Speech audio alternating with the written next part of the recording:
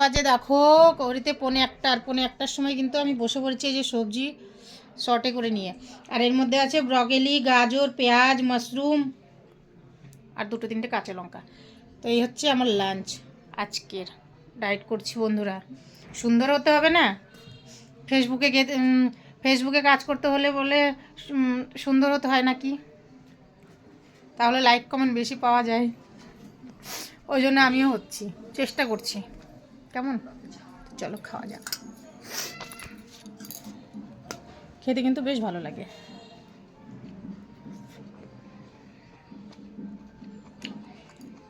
আর যে মাশরুম, গাজর,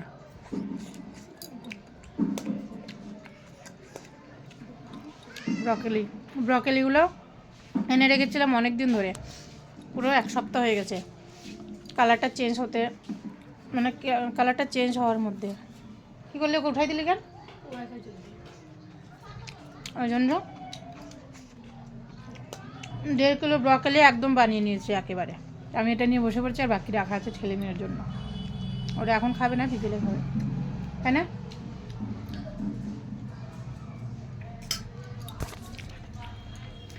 আজকে রান্না হয়েছে, আমি রান্না করিনি, হাজব্যান্ড রান্না করেছে। আমি শুধু ভাত আর মাছটা ভেজে ধুয়ে চলে গেছি। আজকে রান্না হয়েছে বোয়াল মাছের ঝোল আর ভাত, ব্যাস। আর আমি কাজে থেকে যখন মানে এসেছি, এসে খেতেই আছি। এই চালের আটা দিয়ে গুলা রুটি বানিয়েছিলাম, চার সঙ্গে খেলাম, পেট ভরেনি।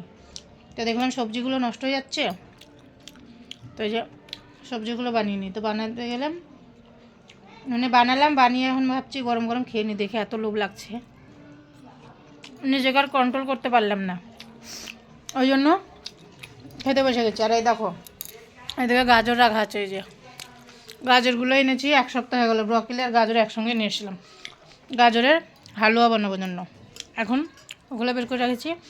এটা খাওয়ার পরে যাব গাজরের হালুয়ার তৈরি করতে। জামা কাপড় ধোবো মনে করলাম, এখন সময় নেই, কারণ গাজরগুলোর ব্যবস্থা আগে করতে হবে।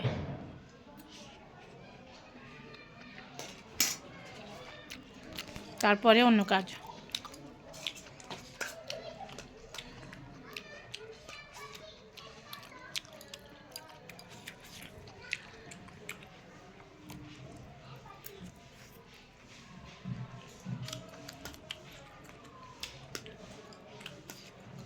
বেশি গলে গেছে, রাখাটা না তেজ করা ছিল, হাই ফ্লেমে রাখা ছিল। ভুলে গেছে, এখানে এসে রিল দেখতে দেখতে ভুলে গেছে। আমি ভাবছিলাম ভুলিনি, মানে আমি ভাবছি স্লো করা আছে, গিয়ে দেখি একদম হাই। তারপরে কি হালকা লবণ দিয়ে নামিয়ে দিলাম। গন্ধটাও লাগছে না, খেতেও বেশ দারুণ লাগছে।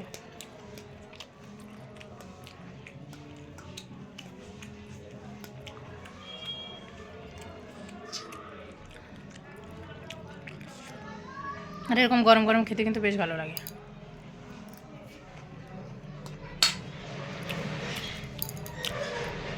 টাটা, আমি খেয়ে নিই, আর পরে কথা হবে, কেমন?